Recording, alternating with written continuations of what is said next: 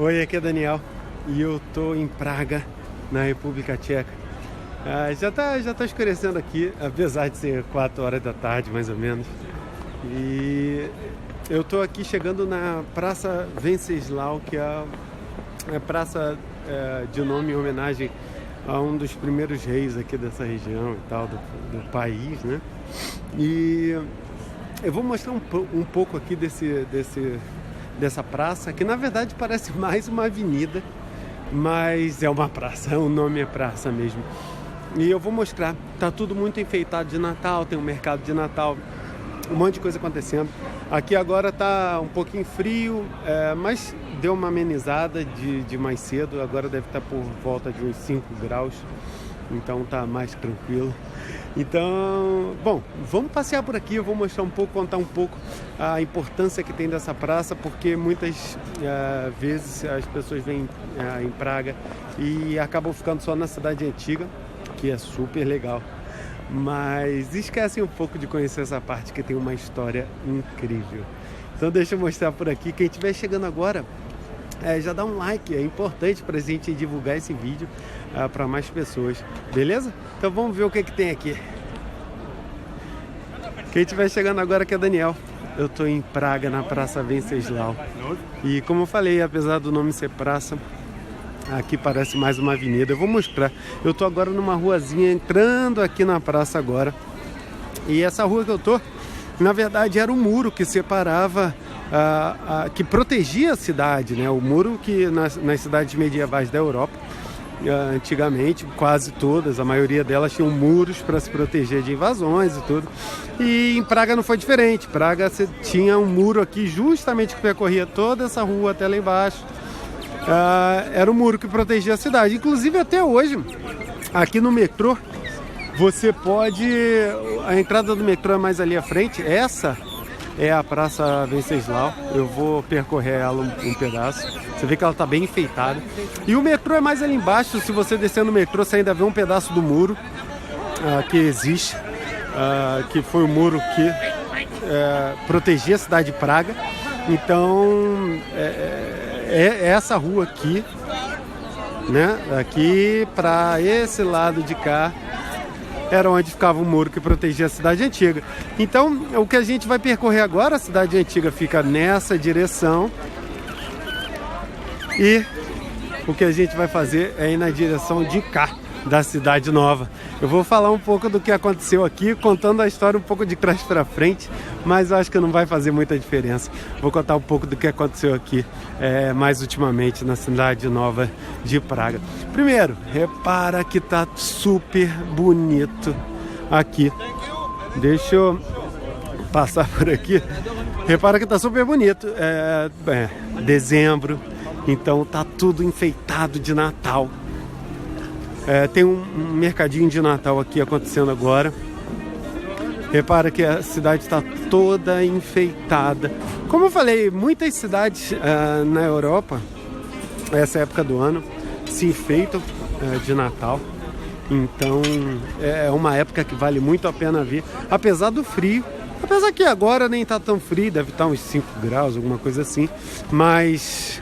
eu já peguei mais frio nessa viagem, mas vale a pena vir de qualquer forma, tá? Quando você tiver na dúvida que época que é melhor eu ir, não tem época melhor, não tem época pior, tudo depende do que você quer encontrar, do que você quer ver, né? Porque cada época tem sua particularidade, cada época tem seu momento, seus acontecimentos.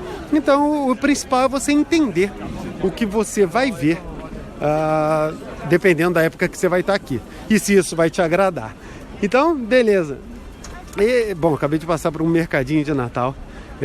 Tem mais alguns ali na frente. Tem mais um ali na frente, depois eu vou mostrar. Mas essa é a Praça Venceslau, que é, como eu falei, bem mais parecido com uma avenida do que com uma praça. Ela vai até lá embaixo, onde tem um museu. E vamos seguir por aqui. Por que eu tô nessa praça e por que eu tô falando sobre essa praça, tá? Como eu falei, a maioria dos turistas se pegam mais a cidade antiga, que é realmente muito bonita. Praga tem essa magia, né, ela foi muito pouco bombardeada, muito pouco destruída durante a Segunda Guerra. E infelizmente a maioria das cidades na Europa, na Alemanha, nesse centro da Europa aqui, que é Praga, Alemanha, Áustria e tudo mais, grande parte das cidades foram muito destruídas e acabaram tendo que se reconstruir. No caso, Praga, digamos, teve uma certa sorte por vários fatores de se manter em pé. Então a destruição aqui foi muito pequena. Então o centro antigo, a cidade antiga, é muito bonita, é muito bem conservada. Mas esse lado aqui da cidade nova, que veio ser construída bem depois, vale muito a pena conhecer, vale muito a pena que você conheça, principalmente se você entender as coisas que aconteceram aqui. Imagina que essa praça já viu apesar de ser chamada de nova, né?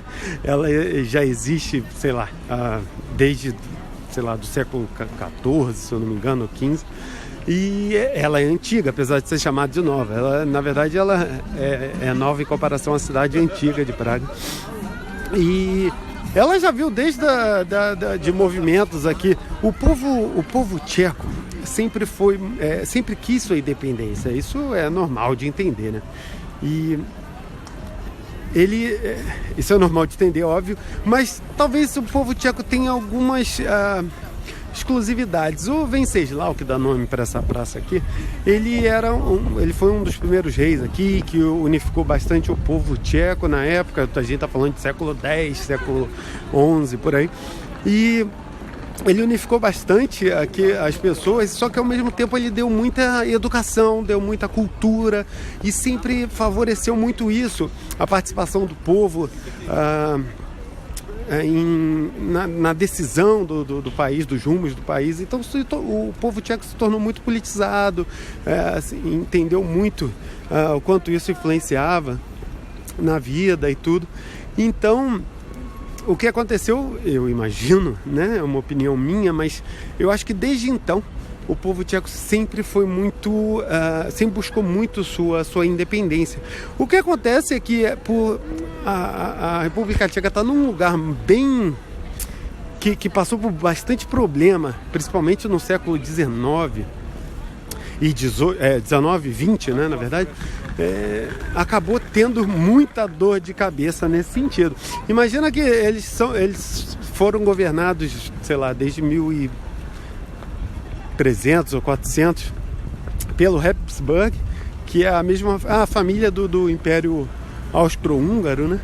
Então, que é uma família que ficou governando aqui essa região por 600 e tantos anos. Então eles eram governados por essa família, e mesmo tentando lutar contra e tal, tiveram dificuldade de conseguir e tudo mais. Logo depois que, na verdade, o Império Austro-Húngaro terminou com o fim da Primeira Guerra Mundial, né, que tirou o Habsburg do poder e acabou dando a primeira independência, assim, vamos dizer, para a República Tcheca. Na verdade, se criou a Tchecoslováquia lá depois da Primeira Guerra Mundial. Só que essa felicidade não durou muito. E aí, já em seguida, começou a Segunda Guerra Mundial. E os nazistas, tomaram de novo toda essa região no Tratado de Munique, e os aliados, né, que a gente chama, França, Inglaterra e tal, fingiram que não viram, na verdade. E aí eles tomaram toda essa região da República Tcheca. Isso começou a fazer parte da Alemanha e tudo mais. E aí, mais uma vez, os tchecos estavam na mão de outras pessoas, né? Mais à frente, depois, assim que termina a Segunda Guerra, começa o comunismo, começa a União Soviética, toma toda essa região, mais à frente um pouco, e o comunismo começa aqui na República Tcheca, e mais uma vez eles estão na mão de outros povos, na mão de outros governantes, apesar de estar o tempo todo lutando contra. Várias revoluções aconteceram, inclusive nessa praça aqui que você está, justamente para tentar tomar de volta a sua independência, tentar ser um povo independente. Isso tudo aconteceu nessa praça aqui.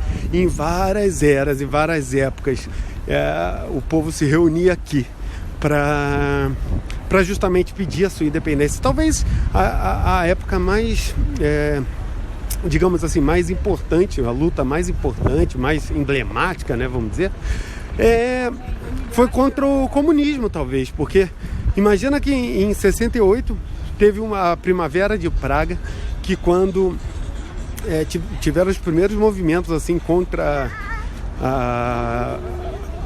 o comunismo, né, para que realmente fossem independentes. Até então era a União Soviética que tomava conta aqui e tal. E, bom, pessoas se queimaram, para você ter ideia.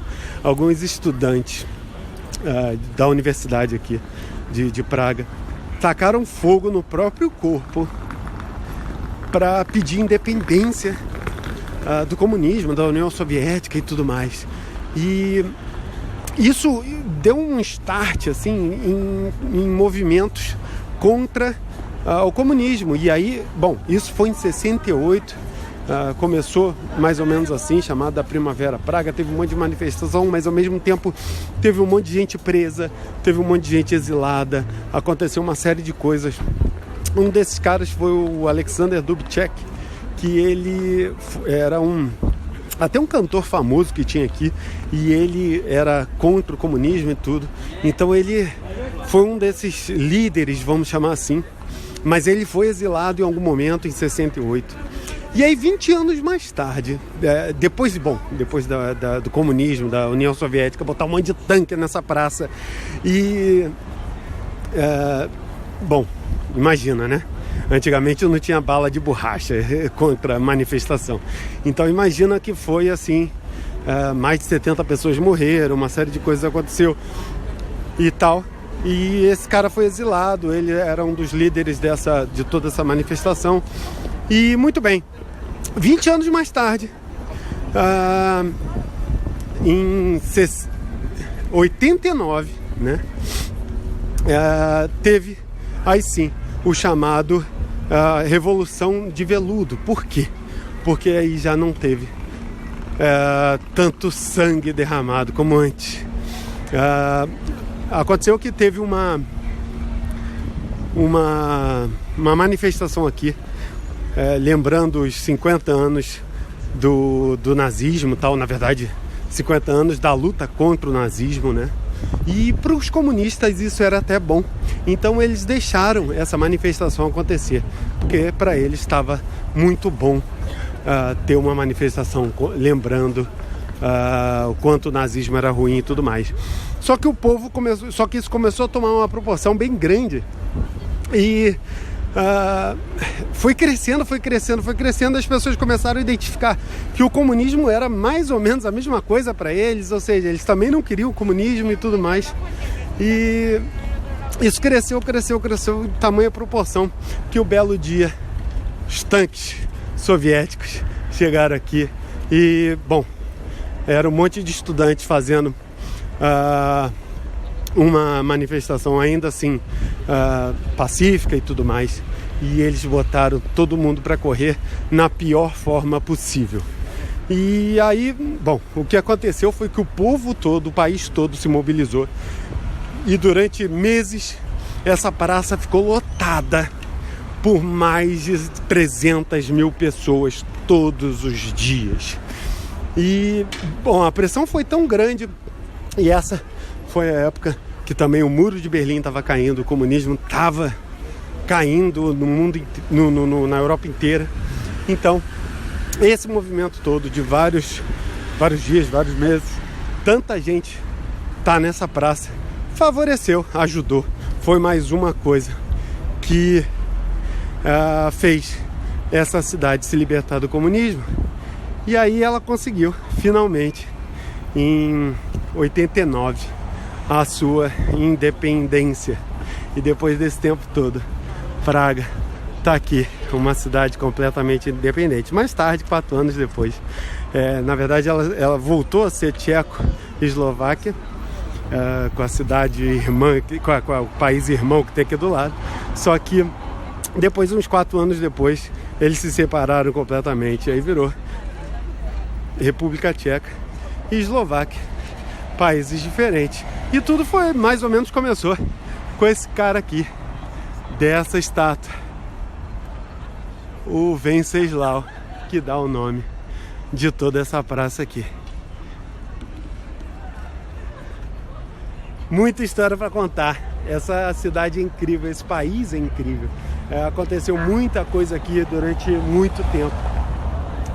Vale muito a pena conhecer a República Tcheca, vale muito a pena conhecer Praga. O que eu mostrei agora foi só a cidade nova, a parte mais nova da cidade, a Praça Venceslau, que apesar de ser mais nova, e infelizmente não deu para mostrar muito porque tá escuro já, mas vale muito a pena ver também a arquitetura dos prédios dessa praça. É incrível, tá? A arquitetura dos prédios dessa praça é incrível, muito art nouveau, muita coisa que vale a pena ver, e que Praga é mestre. Uma das coisas que Praga é mestre é a arquitetura. Então vale muito a pena ver isso aqui. E, bom, essa cidade que sempre demorou aí, que sempre teve dificuldade de ter a sua independência, finalmente tem. E o que fez foi que essa cidade hoje é incrível. Essa independência trouxe também pra gente uma cidade incrível para se visitar. Então, eu espero que você venha para Praga assim que possível. Venha visitar essa cidade incrível. E não deixe de baixar o e-book gratuito que eu tenho em goeuropa.com.br/Eurotrip. Bom, te vejo no próximo vídeo. Um abraço. Tchau, tchau.